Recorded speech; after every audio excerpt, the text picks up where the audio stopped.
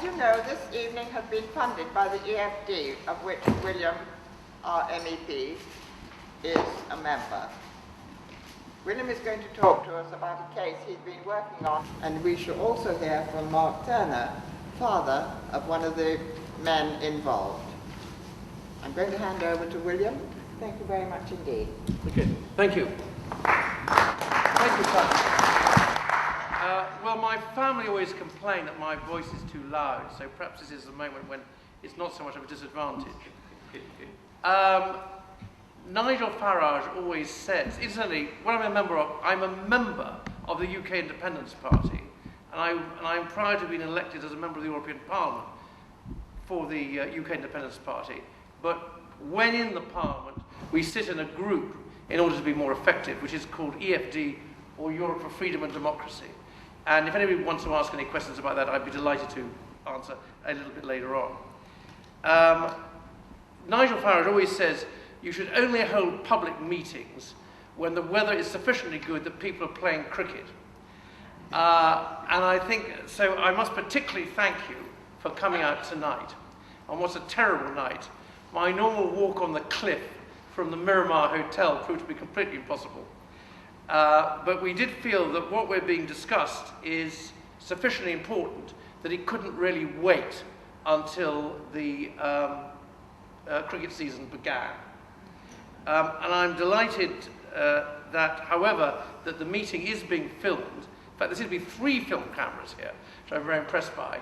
And some of that will be both on YouTube and UKIP TV, as well as my own website, which is www.williamdartmouth.com. Now, I'm going to talk this evening, about the European Arrest Warrant. I shall say something about avocatada, more briefly. I shall talk even more briefly about the US-UK extradition. And then I shall talk about the European Court of Human Rights. Now, Mark Turner is going to talk after me to say what it's like for a family to get involved, to get in the extrications of the European Arrest Warrant. But I'm going to give a little bit more of an overview. The European Arrest Warrant came in 2003, and what was typical of what was said at the time was that Bob Ainsworth, who later on became a supremely distinguished Minister of Defence, said, "This bill is a much-needed reform of our outdated and antiquated extradition laws. It is the interest of us all that criminals are not able to string out extradition proceedings for years on end. The old maxim, justice delayed is justice denied, applies in extradition as it applies in other fields of criminal justice. This bill will finally enable us to have an extradition system that is capable of coping with a world of free movement of cheap travel." Now, when that bill came in, many lawyers said it was a very bad idea, but all the establishment parties voted in favour of it. Only the UK Independence Party voted against. Now, Mark is going to say a little bit about what it's like and an account of what happened. But there are 3 things that came across to me. One is that Mark Turner's son, Michael Turner, was surrendered to Hungarian police on British soil.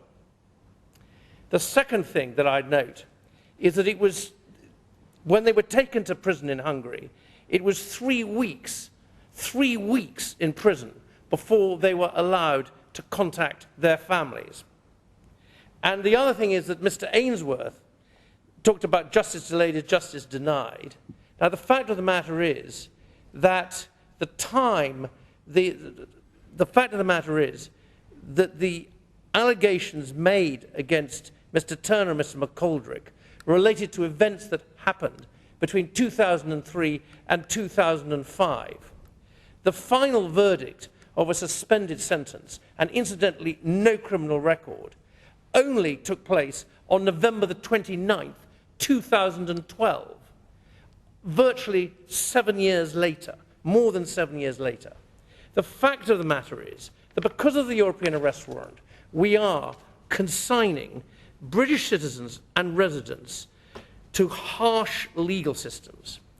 Now, Michael Turner and Jason McGoldrick were actually held in a high-security remand prison in Budapest, which I visited in February 2010.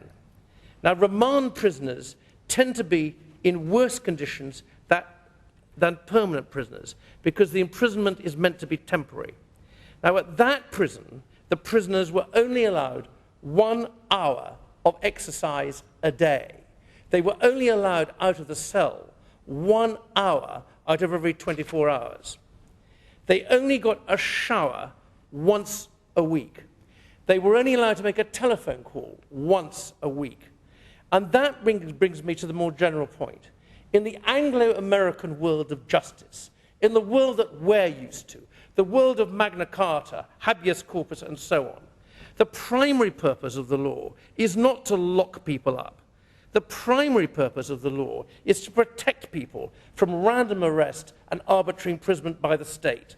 That is the law for us as we've understood it. And that's what you learn at school. Magna Carta, habeas corpus, trial by jury, and the rest. Now, in continental Europe, the system is entirely different. In continental Europe, they have an investigative system, which means that if the authorities, or even just a prosecutor, suspect somebody of something, they simply imprison them while they gather evidence or while they gather evidence. Now, when I went to Hungary for the first time back in February 2010, because of the little bit of status that I have as an MEP, which derives entirely from you, the Hungarian authorities treated me with exemplary courtesy, which is hardly the point. The Ministry of Justice. I visited the prison in Budapest, and I met with the prosecutor in his office. And I said to the prosecutor, our two constituents, Michael Turner and Jason McGoldrick, have already been in prison for over 100 days. When do you anticipate that there will be a trial date? And when I asked that question, the Prime Minister was very courteous. We were sipping coffee in his office, and he said, there is no trial date. And then I asked, my next question is, which was this: how long can they, under Hungarian law, how long can they be in prison on remand before there has to be a trial? And he said, up to 4 years. And in case anyone is interested in the detail, it's 3 years, extendable to 4. Now, Michael and Jason were there for, as it happens, were subsequently released. But they'd been there for 115 days. But under the law, they could have been there for about 4 years, which is almost 1,400 days. And if it hadn't been for Fair Trials International, if it hadn't been for, dare I say it, the BBC, and also, if I can dare say it slightly, if it hadn't been for myself and others, there is absolutely no question they would have still been in that prison until the trial took place, until the final verdict took place, which was only on November the 29th. And why we're holding this meeting in the winter, which you should never hold political meetings in the winter, is because this matter is too important to be left to that time. We need to tell people about it. Now, the fact that, and it is an absolute disgrace, that the establishment politicians, particularly in the House of Lords, of which I was once a member, keep peddling the myth that the legal system is the same as ours in the other European countries, and of course that's absolutely untrue. Now, sadly, the case of Michael and Jason is not the only case. There are other cases. Let's look at the case of Andrew Simeow for about a minute. There's an article in the Times from June the 22nd, and I quote, Andrew Simeow is a British student. This is the actual article from the Times newspaper. He was 18, was whisked off to Greece under a European arrest warrant because he was accused of being involved in a fight in a nightclub, even though, according to eyewitnesses, he was not present. The Greek police beat identical statements out of the witnesses that were all later withdrawn. Mr. Simeow spent almost a year in appalling conditions in a prison near Athens before being bailed. He was whipped, he was abused by the guards, and witnessed another prisoner being beaten to death. Now, after this article was printed, the Greeks dropped the charges and let Mr. Simeow go, and said, to be fair, that they were wrong. It was a case of mistaken identity. But the scary thing is that mistaken identity can happen to almost anybody. Now, let me now talk about Abu Qatada, who's recently been in the news. Abu Qatada came to Britain on a forged passport in 1993 from Afghanistan. Abu Qatada then claimed and was granted asylum. It is completely mysterious why he's never been prosecuted for holding a forged passport. Now, Mr. Qatada is wanted for terrorist offences in 6 different countries. Now, over the last 10 years, from 2002, 6 Home Secretaries in 2 different governments have tried and failed to deport Abu Qatada in order to get this man out of our country, where he is perceived by the judiciary as being a danger to us all. Now, in that 10 years, Abu Qatada's family, which incidentally is his wife and 5 children, has had free housing paid for by the British taxpayer, and they've just demanded to go to another house. They've had he's had his legal fees, which has been estimated at £3 million, paid for by the British taxpayer. And perhaps Mark, without being intrusive, might say something about the legal fees that he's had to pay out. And the future costs of his surveillance are estimated at an incredible £5 million a year, all at the cost of the British taxpayer, or to use an old-fashioned term, the public purse. Now, Theresa May is appealing to the Court of Appeal, has announced she's appealing to the Court of Appeal, the Home Secretary, but there is no appeal date. And frankly, Theresa May's appeal is likely simply to result in yet another bonanza payday at our expense for Abu Qatada's human rights lawyers.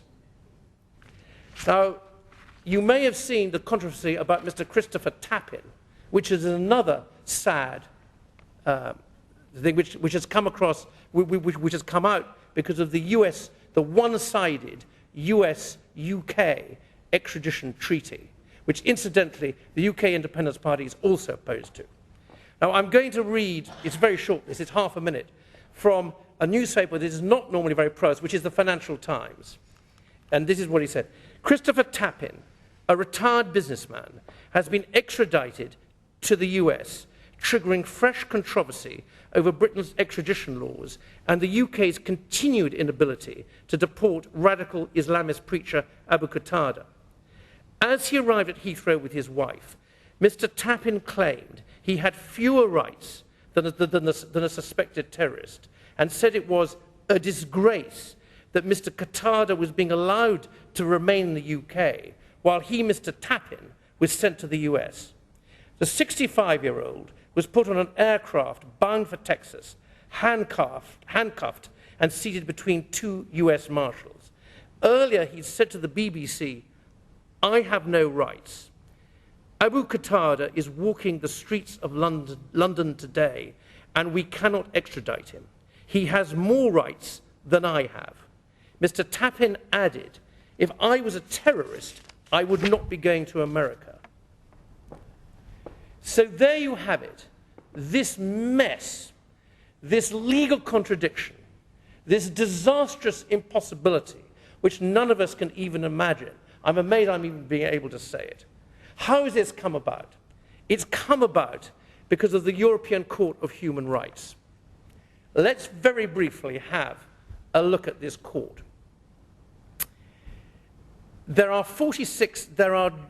On the European Court of Human Rights, there are represented judges from 46 countries.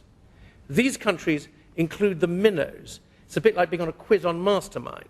There's Andorra, there's Liechtenstein, there's Monaco, and there's even San Marino. But there's other countries on the courts too.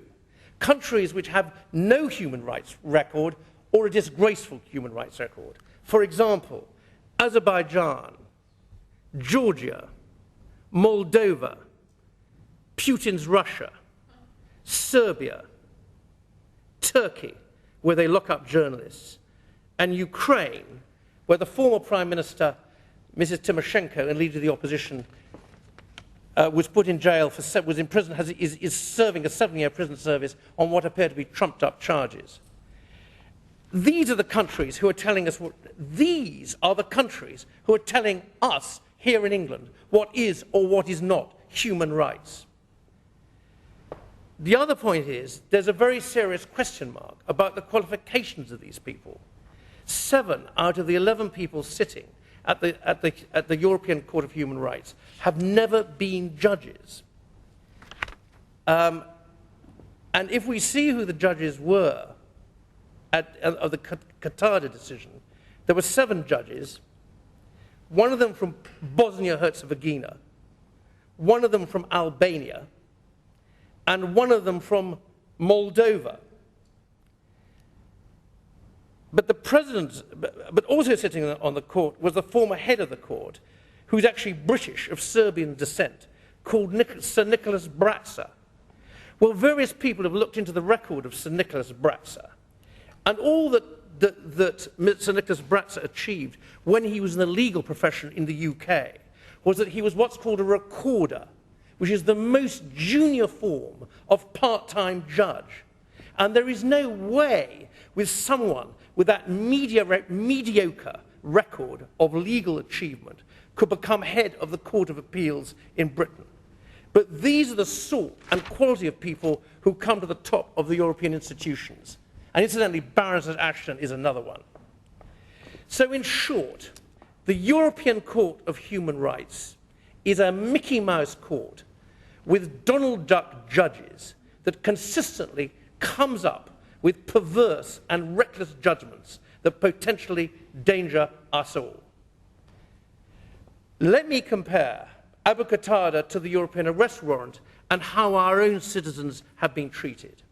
When the European Arrest Warrant is issued and is considered by a British court, the judge, the British judge, no longer has the right to go through the primary evidence. People in England have tried to appeal against the European Arrest Warrant. Our people have tried to appeal against the European Arrest Warrant on the grounds of their human rights, but none of these have yet been allowed. Application for extradition being evaluated by our British judges is gone. It's just a box-ticking exercise. The British judge no longer has the power to stop people getting carted off to these harsh jurisdictions in the European Union. Now, Michael Turner comes from Corfe Castle, and Mark runs the Castle Inn in Corfe Castle. And you're probably familiar with the term, an Englishman's home is his castle. Well, I'm afraid that's no more. England has signed the European Arrest Warrant, and Britain is subject to the European Court of Human Rights. The judgments of this European Court has perverse consequences. And if you cut through the jargon, this is the consequence. It means that, for example, a convicted Jordanian, which is what Abu Qatada is, or a convicted Somali, or Algerian, or anyone who comes from a number of approximately 25 other countries, whatever he or she has done, murder, terrorism, human trafficking, he or she cannot be deported, even if the foreign criminal remaining here is a danger to us all.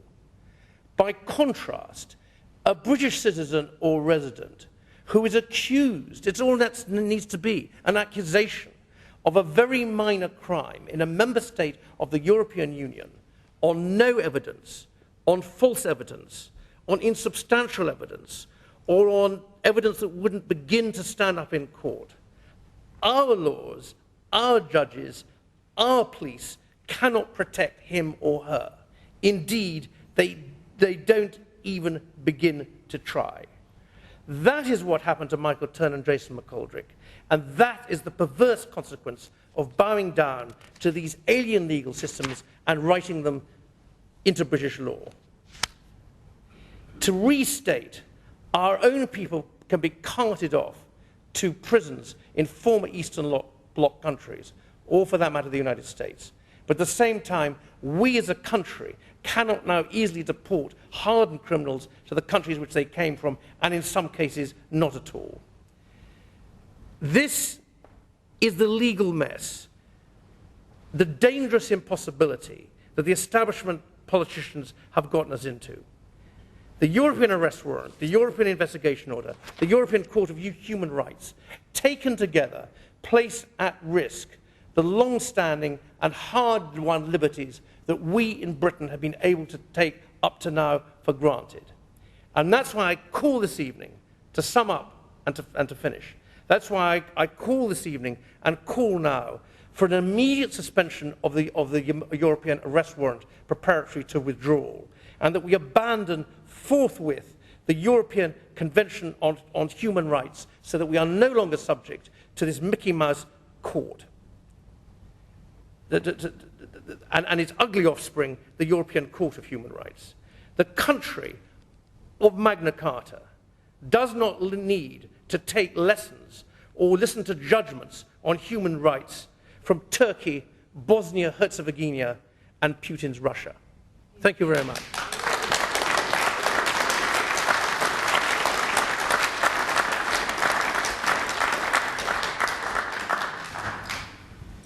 Thank you very much, William. Mark, would you like to take over?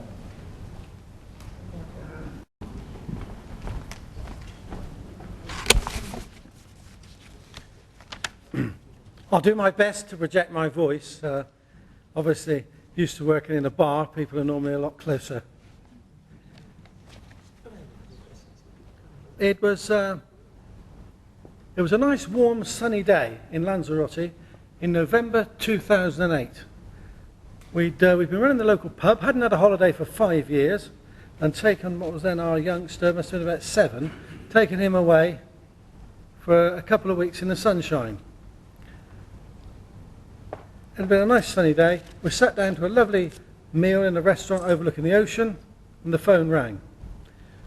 And my older son, Michael, in a very worried voice, said, "I am subject to a European arrest warrant, and I'm being searched for by a group called SOCO, the Serious and Organised Crime Agency." I was shocked to hear that. I told him, I said, "You better get a solicitor quickly, and I'll come back and do all I can to assist." Well, that was the first surprise he had, because he tried to find a solicitor locally, and when I say locally from Corfe Castle, I mean the Isle of Purbeck, Poole, Bournemouth, Southampton, over quite a wide area, and not one solicitor was prepared to help or assist in any way. It would have been easier, I think, to have said, "I've got AIDS, herpes, every sort of awful disease you could think of, and say, 'Would you like to share my toothbrush?' I'm sure that would have got a more positive response. So I arrived back in the United Kingdom. That was the end of our chance to get a holiday, and we tried to find a solicitor. In the meantime, I phoned the local police station, explained what the situation was, and Michael agreed if there was a warrant against him of any kind, he would be coming straight forward to speak up for himself. He had nothing to hide and supported law and order, and would report straight to the local police station. They said, "Oh, it's nothing to do with us, it's nothing we can do. This is a matter for SOCO, the Serious and Organised Crime Agency." So I wondered who these people were, so I went and looked on their website, and it says, there we go, SOCO, Serious and Organised Crime Agency, tackling serious organised crime, including Class A drugs, people smuggling, human trafficking, money laundering, and major gun crime. So we as yet hadn't seen this arrest warrant or what it contained, but we made arrangements to go along to Westminster Magistrates Court, because the other thing is the only place you can report to if you're subject to a European arrest warrant is Westminster Magistrates Court. And that doesn't matter where you live. So even if you're living in a remote part of Wales or up in Sunderland or wherever, all these cases are heard in London, which must make, certainly for people if they're on a low income, travelling backwards and forwards and arriving on time very difficult indeed. But off we went to Westminster Magistrates Court to meet this group called SOCO. And the police officer concerned was very thoughtful, very considerate, and was somewhat annoyed at having to be involved in this process at all. And he said, we're going to appear before a magistrate, so what we're going to do is I'm going to have to arrest you. That doesn't mean there was any handcuffs or any particular criminal type procedure. It was a case of explaining his rights to him. He very carefully said, look, this is what's going to happen now. You're going to be under caution, so you have to be careful what you say. You have the right to speak to a lawyer, not to answer questions if you don't want to, and so forth.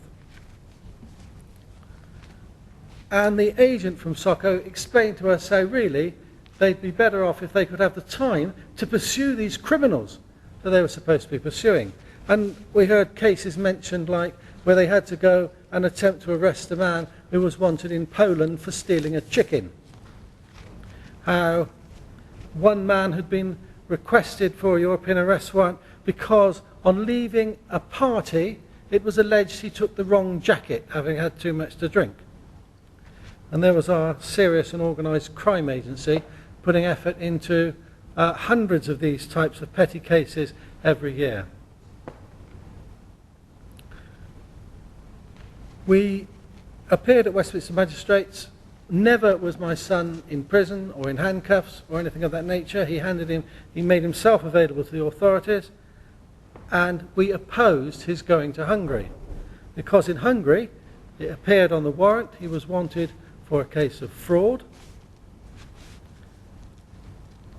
But a little investigation of the Hungarian system, which our politicians had agreed is on a par to ours, showed that as yet they hadn't even had an investigation. Never mind a preparation or him being wanted for trial. We're up and down to Westminster Magistrates Court for probably almost a year, going backwards and forwards to meetings at the whim of the court, sometimes to appear for more than 5 minutes just to renew a bail application. And eventually the Westminster Magistrates Court said, no, you have to go. It's a rubber stamping exercise. We don't like to call it extradition anymore. We call it a matter of surrender because you're staying within the same legal jurisdiction, the same as going from Wiltshire to Hampshire, Hampshire to Dorset or whatever. So we thought, well, obviously, no doubt when we get there, we'll be given the same courtesies we would in England. So we appealed that case anyway and went along to the High Court in the Strand. And that was quite distressing then, as you realised you were on your own. Nobody seemed to care. We tried to talk to politicians. They just said, no, there's nothing we can do. We can't interfere. It's a judicial matter. In the High Court in the Strand, Michael was fortunate enough to have a good human rights barrister. And he explained to the judge that Michael was seeking protection from arbitrary arrest and detention without charge, because they hadn't even yet had an investigation into his case. And all that would happen was we would be sending him to Hungary to be detained in a prison with no forthcoming trial. And it was quite of concern was when the judge turned around to my son's barrister and said, you know, I can't listen to your arguments, I cannot hear your arguments because I am directed from Brussels on these matters. And that was something I never thought I'd hear in a British court. So, after a couple of appearances in the High Court, the judge said, no, you're going to have to go to Hungary. Never at any time was my son arrested or in the sense of handcuffed or even in the presence of a police officer.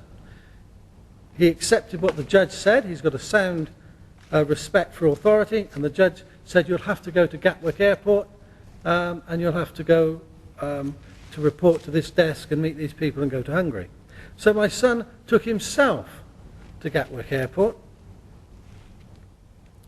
and went along to the meeting point that was designated.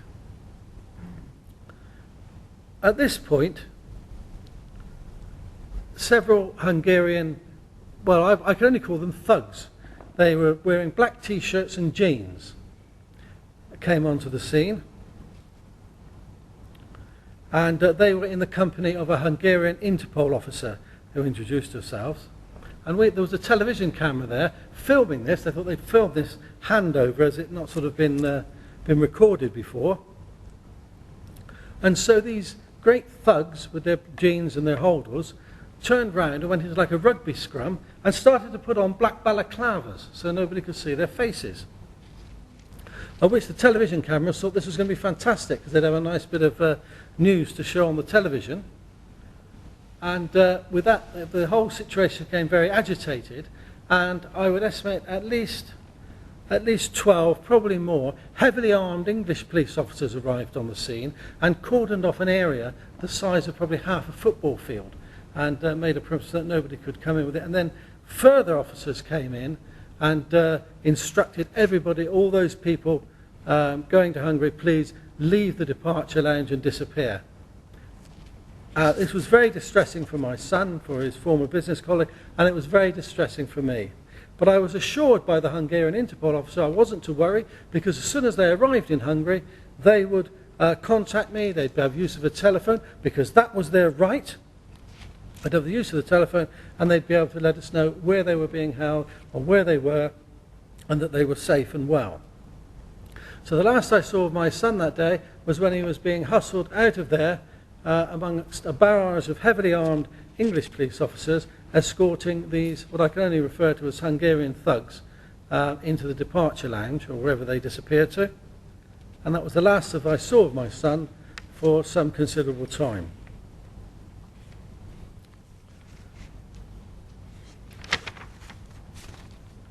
When Michael had arrived in Hungary, we didn't know what had happened to him because the forthcoming phone call that we were assured didn't happen.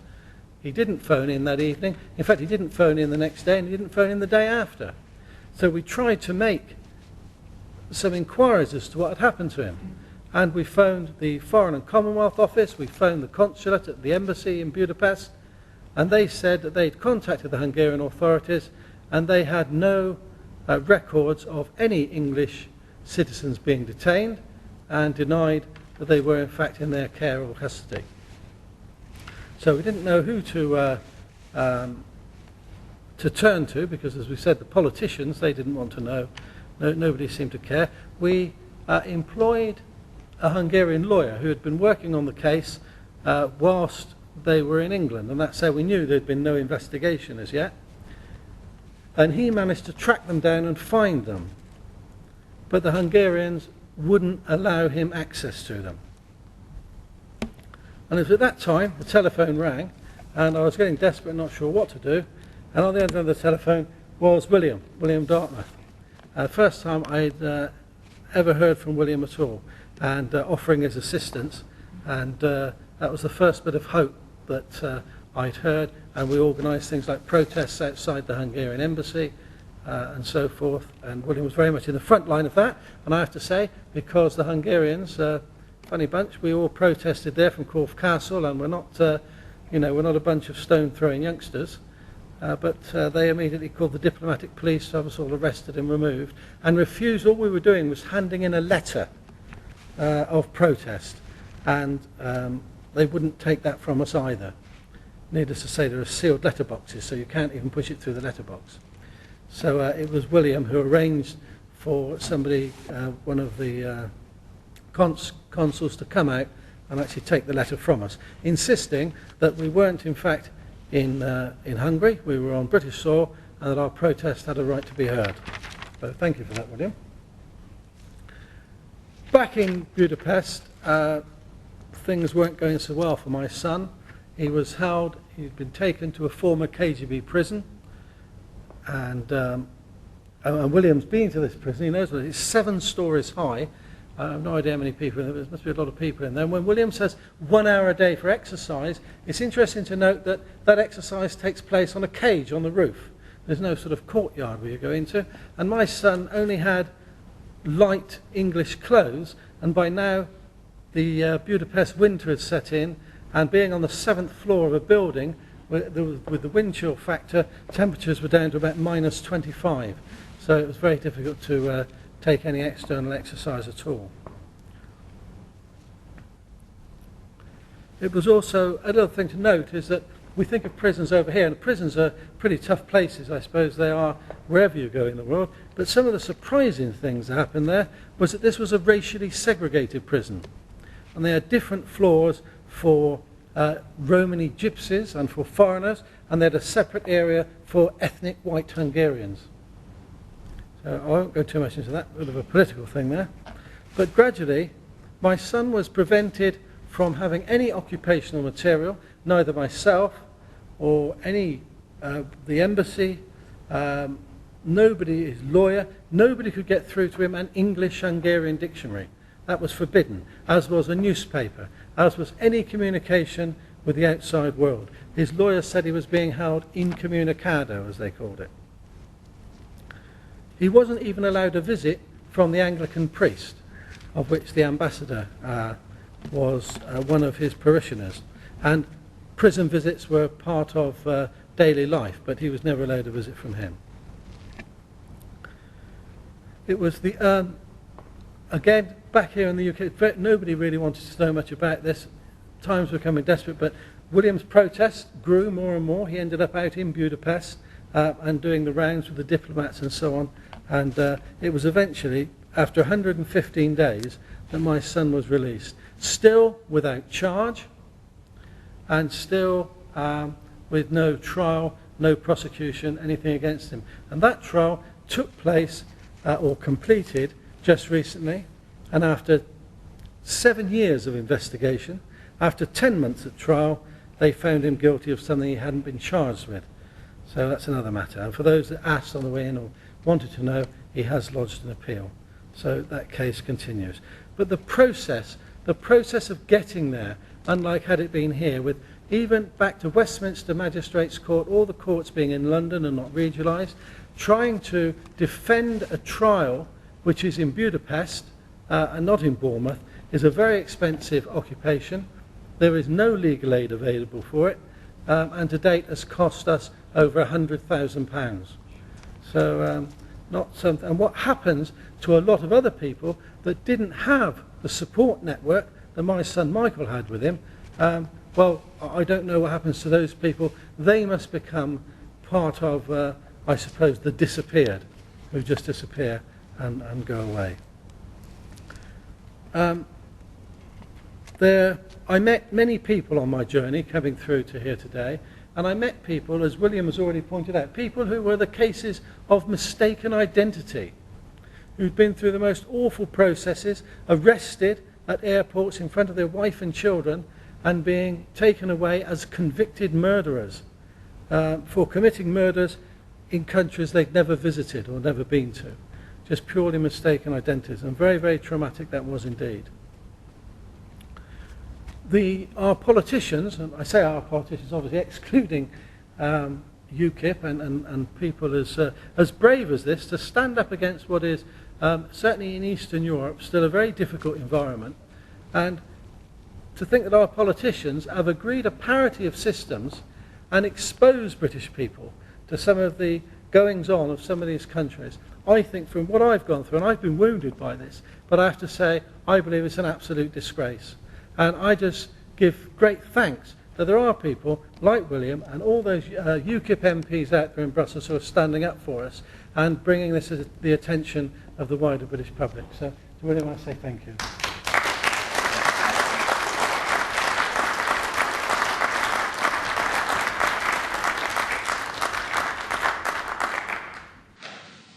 Thank you very much, Mark. A truly awful story. Thank goodness for UKIP. Well, there wouldn't have been any help from any other party as far as I understand. William and Mark are happy to take your questions. for a short while, if anybody has any questions. Gentleman there. Yes. Yeah, as quoting something, I'm still not quite sure about the European Court of Human Rights. Would that be right in saying it's not actually part of the European Union? It's not conditional, you know, to be a member. We're not conditional for us to then be a member of the European Court and subscribe to it. Does that also include the European Arrest Warrant? I mean, if we withdrew from these, it wouldn't affect our membership of the European Union. Am I right there? You're very well informed. The European Arrest Warrant applies only to countries which are members of the European Union, of which there are 26. The European Court of Human Rights is for those countries which are members of something called the Council of Europe. I was given a list of the countries with no total. I totted it up as 46. But that's why there are countries like Azerbaijan in there and Moldova, all of which have judges on the European Court of Human Rights and are not members of the European Union. But there is a refinement of that, which is that you can't be a member of the European Union unless you subscribe to the European Convention on Human Rights. So I think that's another big plus. The other point which I didn't make, because I felt that there wasn't enough time, I was perhaps imposing on your goodwill, is that the European Court of Human Rights has systematically, it was set up in 1959, has systematically expanded its jurisdiction over, for instance, immigration matters, which are really none of its concern at all. Thank you. Rod. You say you're going to appeal. How far are you prepared to go to clear your son's name? Well, I have to say, first of all, that's my son's decision, and my son has lodged an appeal, and he feels he stands accused of something he's not guilty of. He says he hasn't done it, and he believes that it's a political decision that they insist on finding him guilty. So he just says he will go as far as he's possibly able to. Gentleman there. Sorry, Bonnie, is it just possible you can just tell us what he was accused of, please? Yeah, well, he was running a small business there, which basically collapsed in 2005, and it was alleged that the company had left creditors behind, and they turned these people into victims, or attempted to turn them into victims of fraud. And at the final count, when we were in court, the amount was standing at about approximately £12,000. So we're talking about in this country it would have been just bankruptcy then? Oh, in this country it would have been a civil matter. Yes, I think perhaps I can say in this country it would have been in the small. Basically, there was a business that failed, a small business that failed, and in this country it would have gone to the small claims court, if at all. Sorry, it's very difficult to see. It's Vanessa Pan. I've been to many meetings and I've heard your case many times. As far as I understand that William has always been there for you, but I was very disappointed to see that it was Richard Drax that was in the Echo, Richard Drax that was on the TV. I do assume that you are now a UKIP member, that you're not of the Conservative ilk. I'm going to post, so I have to be very careful with politics, but I will say that Richard Drax, in fairness to him, when this started, of course, he was not an MP. Since he's been an MP, he's been involved, he's been to Budapest, and, in fairness to Richard Drax, he stood up on the floor of the House of Commons and paid a great tribute to William for his efforts on behalf of my son. Is there anyone from the Bournemouth Echo here? Is there anyone from the Bournemouth Echo here? I will say, first of all, I've got to say about Richard Drax, to be fair, he made a very elegant mention of me on the floor of the House of Commons. So I've got no problem with Richard Drax. But I will say that the Bournemouth Echo, as far as UKIP is concerned, is a bit like Pravda. We've been sort of, we've been airbrushed out of history. John Baxter actually wrote a very good letter pointing out that Michael and Jason were released, not least because of my efforts. I say my efforts. I don't want to make this sound pretentious.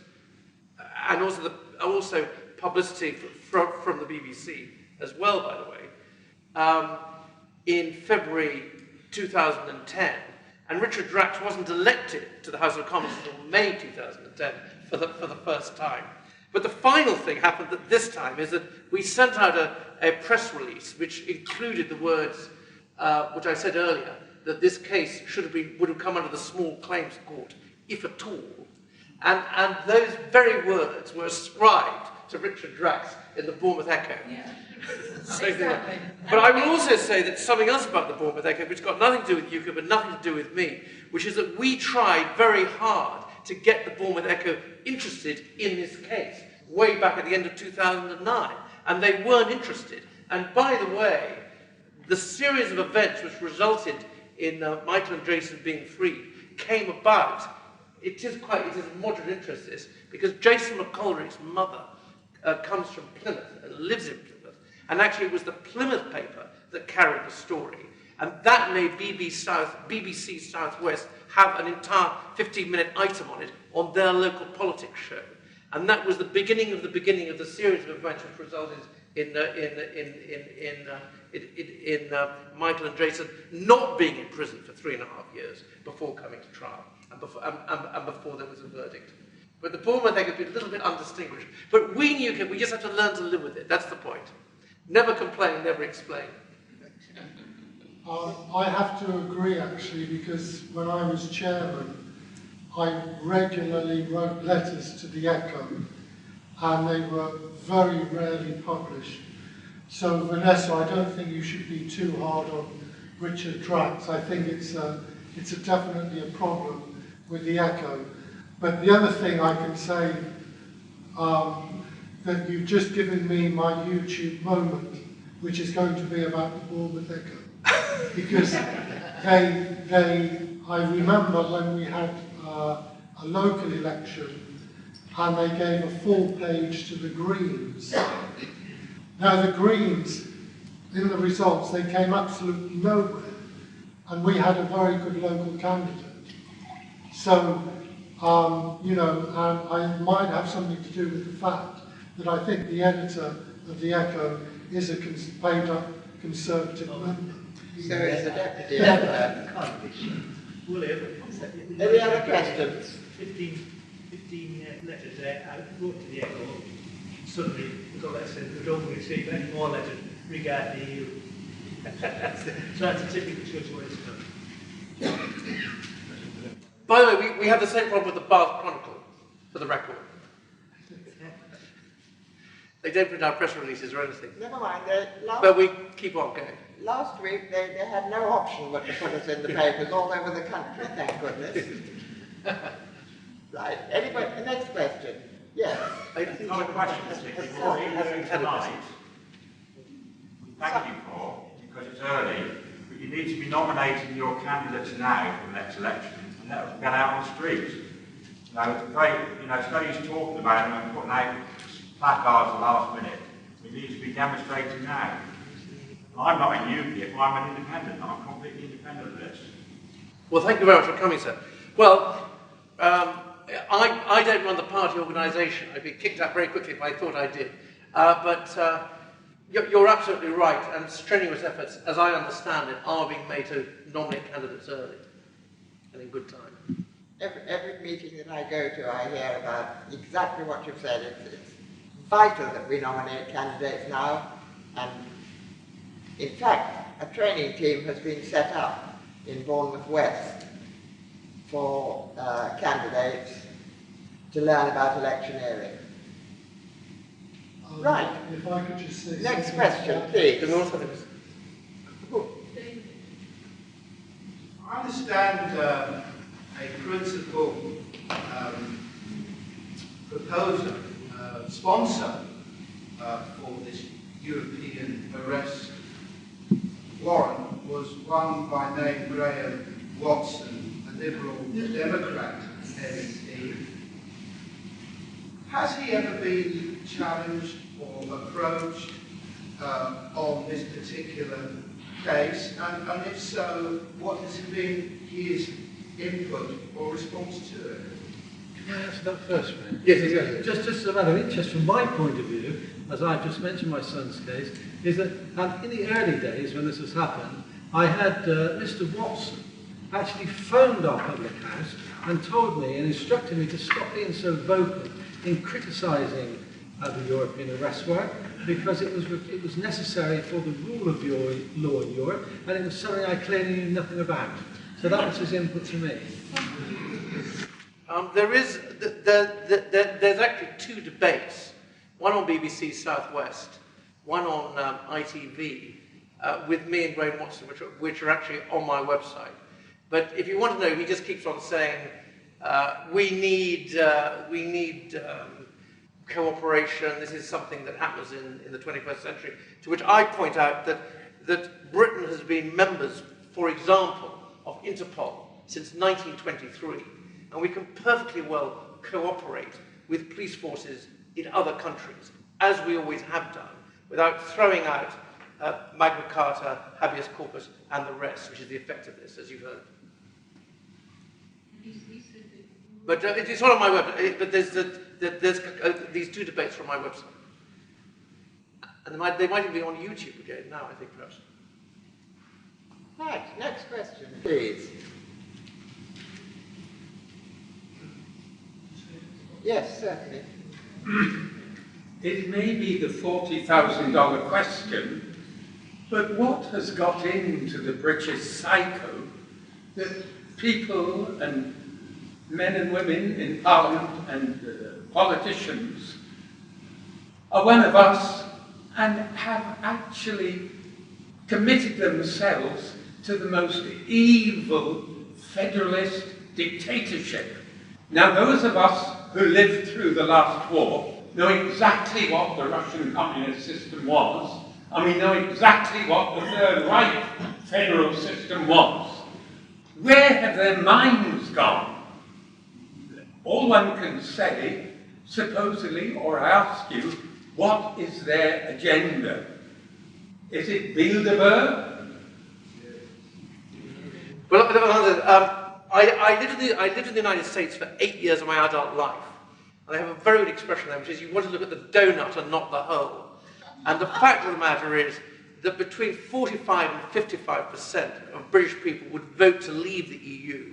There will be a referendum in the next 5 years. I can absolutely solemnly predict that. And we must do whatever we can to make sure that it's 55% to vote to get out and not 45%. May I come back on that, please? Because Cameron has said he will not leave the EU. And also, of course, he's saying we have to negotiate. Well, now, the fact is the EU have never negotiated with anybody for reduction. And so, and of course, we know Cameron, he's a slippery eel, totally unworthy. He will say, oh, we'll have an election, or we'll have the referendum, and then he will not have the questions that we want, in or out. I think I'm a bit more optimistic. One of the political parties, and it might even be the Labour Party, will say, we'll put in their manifesto to have an in or out referendum before 2015. We can have a dialogue afterwards. Could I say that and the other ones will have to follow suit. Southwest and been thoroughly tutored on the treaties of the EU, and I wonder how many here are totally familiar with the treaties of the EU. It is the final federal state that they're after. Look, they're leaving the Greek citizens dying on the streets. They don't care a damn about them. And look at what Mark's family has had to suffer. Absolutely.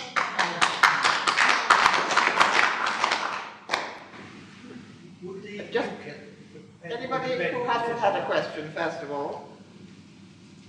No? Right. Would UKIP to go to bed with the Labour Sorry, I Party can't hear you. to vote on the referendum. I didn't hear the question. Would UKIP go to bed with the Labour Party to vote on the referendum? It's above my pay grade. Above my pay grade. Above my pay grade. If they did, I wouldn't be a member. No, what I did say, and my guess is as good as yours, but one of the political parties will do that, and then the other ones will have to follow suit. So you'll see that all three political parties will go in having a referendum in 2015. And then the best thing that we can do is to do everything we can to ensure that we come first in 2014 in the European elections, which we're well on track to do, and to continue to do well in the by-elections. And many thanks to Diana Butler here in the pool as well. It's not just national elections. It's not just parliamentary elections, but not just parliamentary by-elections. Right, let's have one last question then, please. Yes, I'm here. Yes? Today it was trending that I think it was YouTube, Nigel Farage, I don't know if anybody saw it, where in the European Parliament, this guy, whatever his name, said that the worst waste of money in the Parliament was paying Nigel Farage, and it's trending at the moment because he never attended any of the fisheries debates. Now, I know that Nigel does loads of work, and you see him here, there and everywhere, and to me he's doing a brilliant job, and I'm 100% behind him. But do you think that there's any point of him being there? Would he stand a chance of doing anything? But this is trending. This is trending on the internet at the moment. Okay, can I Be blunt. give you a proper and Yes, full answer to that? That's what I want. First of all, Nigel has three things. He's a leader of the UK Independence Party. He's leader of the delegation of UK Independence Party MEPs in the European Parliament. And he's co-president of the EFD group, which is paying for this hall, by the way. Now, those are three jobs. Now, for example, the Conservative Party, all those jobs are held by different people. So he has an enormous amount to do. Now, let's talk about the Fisheries Committee. It's the Fisheries Committee, actually.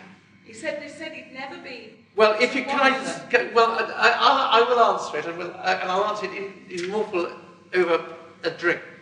If you look at what one of my uncles used to call a brag sheet of this leaflet about me, which is there, and you look on the back, there's some small print, not too small, I hope it's legible, saying that I'm a member of the International Trade Committee of the European Parliament.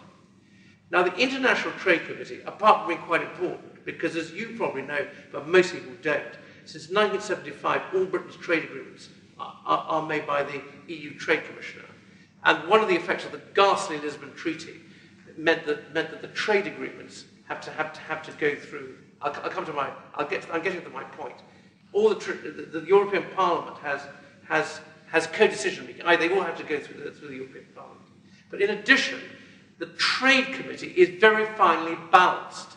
About between a quarter and a third of all the votes are either tied or passed between 2 or 3 votes. Now, that is the only European Parliamentary Committee where that is the case as far as the UK Independence Party is concerned.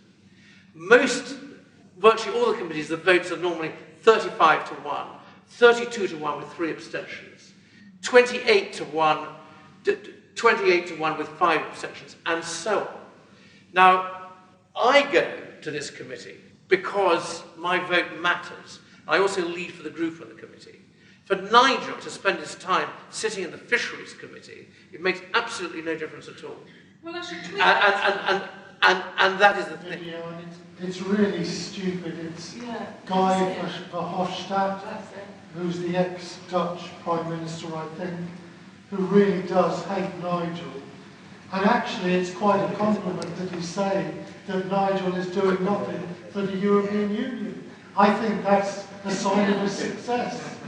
Oh, I'll be on the Twitter. Right, ladies and gentlemen, can I say, before we close, John Baxter has yet again brought all sorts of interesting things for you at the 2 tables at the back of the hall, so do have a look before you go. And one other thing, how many of you are not UKIP members? Well, you're very, very welcome, and I hope that tonight has made you think very carefully that you must join. Or vote for him, or support us. Yes. Support us.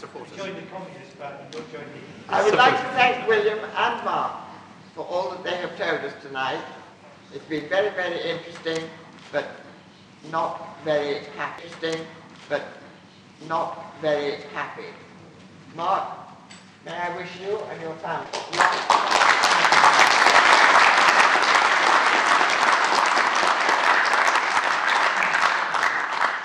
Thank you very much, ladies and gentlemen.